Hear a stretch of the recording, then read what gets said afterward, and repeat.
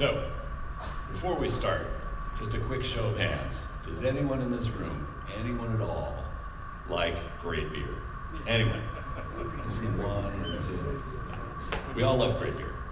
And you're in luck because my colleagues back there are starting to pass out samples of Wet Sooner IPA. It's a session IPA, much as I'd like to ply you with a heavy alcohol beer right now and influence your voting a little bit.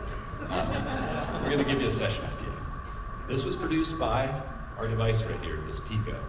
And while you're drinking it, I'm going to tell you a little bit about how we created this thing.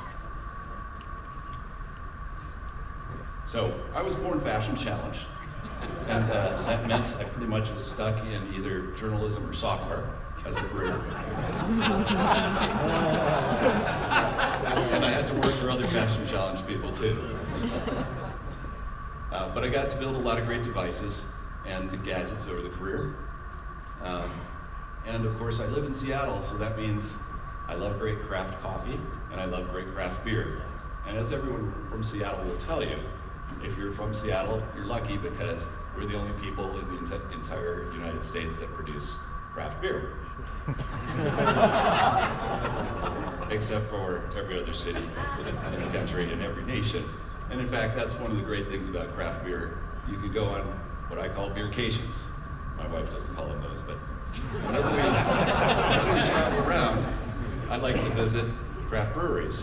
And pretty much everywhere you go now, every state, every country in the world, you can get great craft beer at great craft breweries.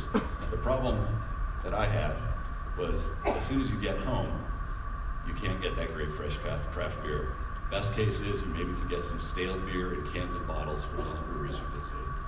So, like any good engineer, I thought, I've got a solution. I'll just make my own. I can look up recipes online. I can take up home brewing. And like Alfred said, how hard can it be?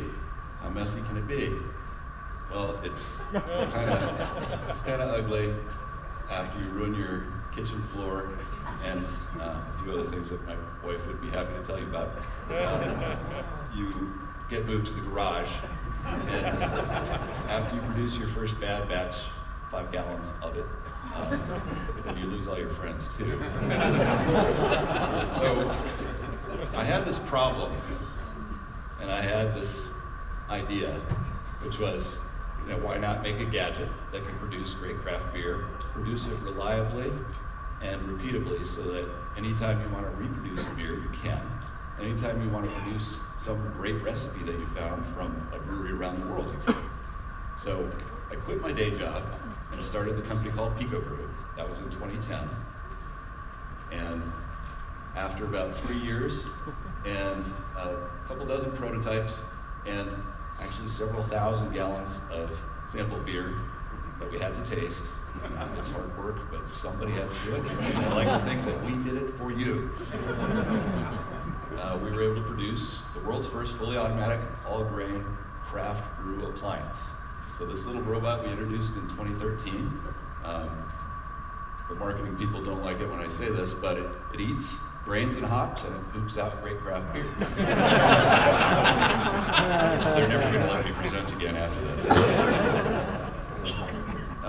The job wasn't done, though. The big dream was really to make craft beer a first-class citizen in your home and allow everyone, even if you've never brewed, if you've never wanted to brew great craft beer the very first time. So we knew we had to make the machine smaller, more cost-effective. Zymatic was $2,000. And just bulletproof. So we spent another couple of years engineering the solution that we launched on Kickstarter last year, and actually just started delivering the PicoBrew Pico, which is this machine right up here. We're happy to be completely fulfilled all our Kickstarter orders. We are actually working with a number of craft breweries like Ornata. In fact, over 150 craft breweries worldwide now are actually part of our program producing these Pico packs, which are grains and hops that go in this machine. There's an RFID tag on the cartridge, slide in the machine, and you can produce their great craft beers the way the craft brewmaster wanted you to taste them, or customize them to taste.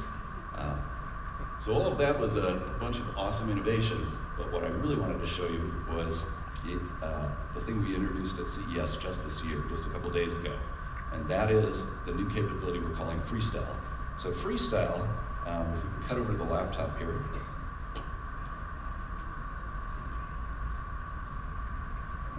There we go. Freestyle allows anyone to create their own totally custom craft beer.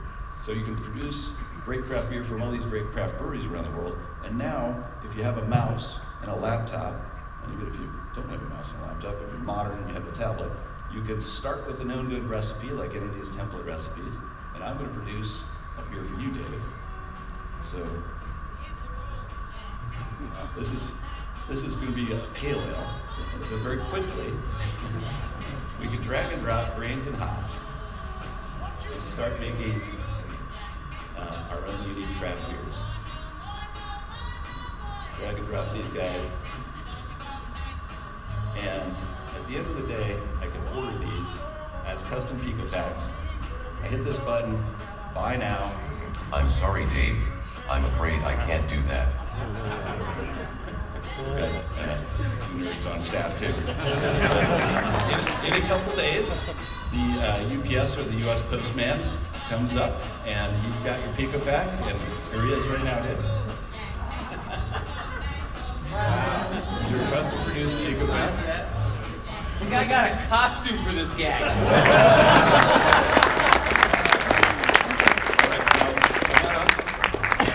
And if you open it up, we'll see what's inside. Well, better yet, beer. So this is my own custom Pico pack. That's right. That's right. Okay, this is what it looks like. Yep. A cardboard box. Take the cardboard box off. All right. Oh, so this is like a little coffee filter pack thing. That's right. I put that in there. Look at this side. Oh my God. They put my face on the box. What everyone wants on their beer pack, right? You are a nerd, sir. Wow, that is really thoughtful of you. I'll make sure TSA loves that. Pop it in. Order that beer. That's amazing. So I always thought that beer is something that takes time to steep and ferment and. Well, it's not quite as instant as Alfred was describing it unless you drink a lot of beer. So if I put the Pogue IPA into this and hit the button, how long? You've got about 2 hours of brew time, and then you've got to ferment. So we've kind of come up with this whole modernist brewing, which is kind of speeding up this 2,000-year-old process. So it's down to 2 hours brew time, and then you still got 5 to 7 days of fermentation time. Wow! So if you're thirsty, it's not like... Not quite instant, but you can pipeline production.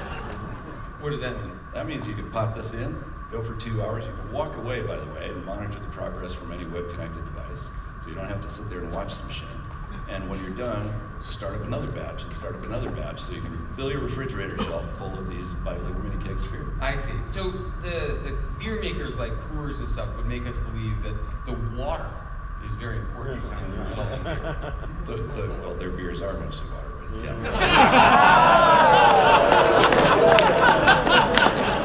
There's one company who won't be buying this one.